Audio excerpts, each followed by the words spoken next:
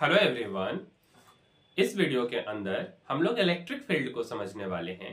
तो आइए शुरू करते हैं अपने वीडियो को। और डायरेक्ट इलेक्ट्रिक फील्ड ना समझ के मेरा आपसे एक छोटा सा क्वेश्चन है जो कि अपने दिमाग से सोच करके बताना है। और क्वेश्चन परीक्षा से रिलेटेड है कि मान लो यार मेरे पास एक पेज बचा है जब मैं पेपर देने गया, ठीक है, बोर्ड का मेरा एग्जाम है ना। और जब हम परीक्षा दे रहे हैं तो मेरे पास ना एक पेज लास्ट का बचा हुआ है, किसी कारण से हम अपने पेज को कट कुट कर दिए या जो भी कर दिए, ठीक है। और 5 आंसर हमको लिखना है, 4 से 5 आंसर, जो कि इस एक पेज में नहीं आ सकता, मिनिमम 5 पेजों की जरूरत पड़ेगी, ठीक। तो आप क्या कर सकते हो, आप जितना भी आंसर इसमें आएगा उतना लिख सकते हैं, उसके बाद आपके कंट्रोल में नहीं है क्योंकि एक्स्ट्रा पेज आपको नहीं मिलेगा, ठीक है। मतलब हम यहां से आपको यह समझाना चाह रहे हैं कि हर चीज का ना एक दायरा होता है, हर चीज का एक लिमिटेशन होता है। अगर आप बियॉन्ड दैट लिमिटेशन चले जाएंगे तो जो आपका जो अधिकार क्षेत्र में जो काम आप कर सकते थे वो काम आप नहीं कर पाएंगे, ठीक है। जैसे होता है ना गली का यार गुंडा, वो गली का शेर होता है, बट अगर वो बाहर चला जाए, टाउन में चला जाए, किसी दूसरे स्टेट में चला जाए तो उसका मतलब एक कुत्ता के बराबर भी औकात नहीं होता है ना। तो कुछ ऐसा ही है इलेक्ट्रिक फील्ड हमारा, ठीक है। तो सबसे पहले ना हम इलेक्ट्रिक फील्ड को समझने से पहले थोड़ा सा ग्रेविटेशनल फील्ड के बारे में समझते हैं, ठीक।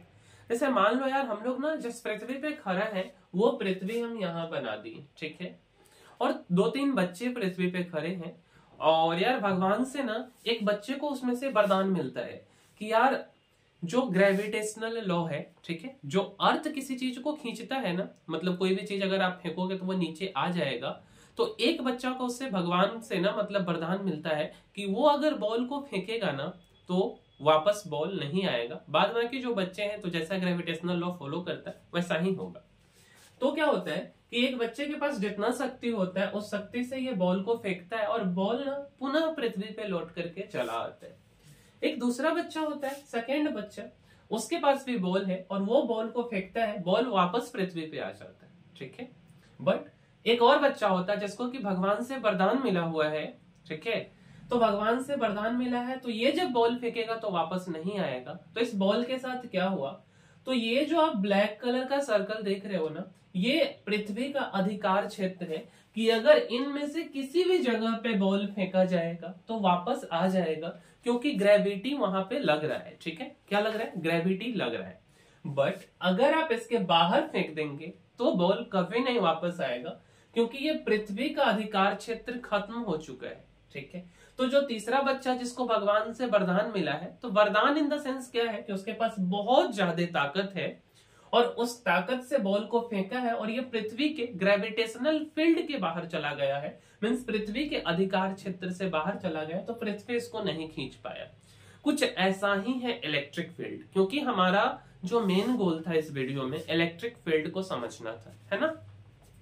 देखिए इलेक्ट्रिक फील्ड, मान लीजिए ना ये प्लस क्यू चार्ज है और ये जो प्लस क्यू चार्ज है ये ना कुछ ये इसका अधिकार क्षेत्र है। हम जो सर्कल बनाए कि इस रेंज में अगर कोई दूसरा छोटा क्यू बड़ा क्यू कुछ लाओगे इससे कम शक्तिशाली, है ना, तो क्या होगा उसपे ना ये अपना प्रभाव दिखाएगा। बट अगर आप इसके बाहर देखना चाहोगे तो ये कुछ नहीं कर पाएगा, कुछ भी नहीं बिगाड़ पाएगा। मतलब ये एक छोटा सा गली मोहल्ला है, यहीं तक उसका प्रभाव है।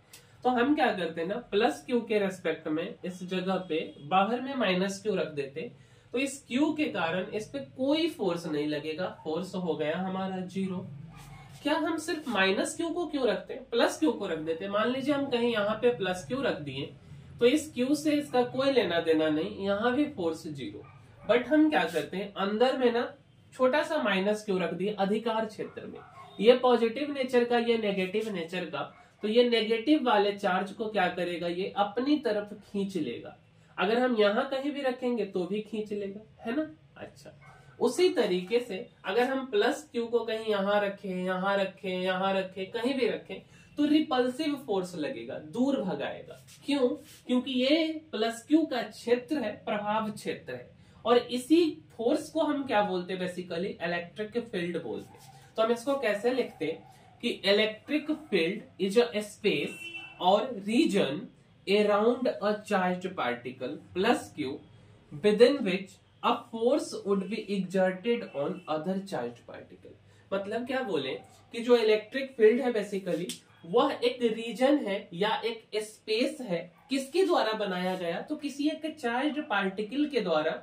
यहाँ पे जो चार्ज पार्टिकल है वो है प्लस क्यू, और इसके क्षेत्र में अगर कोई दूसरा चार्ज आता है तो उस पे फोर्स एग्जर्ट होगा, वो फोर्स को एक्सपीरियंस करेगा, और वो जो फोर्स है वो या तो अट्रैक्टिव हो सकता या तो रिपल्सिव हो सकता, बट फोर्स एक्सपीरियंस होगा।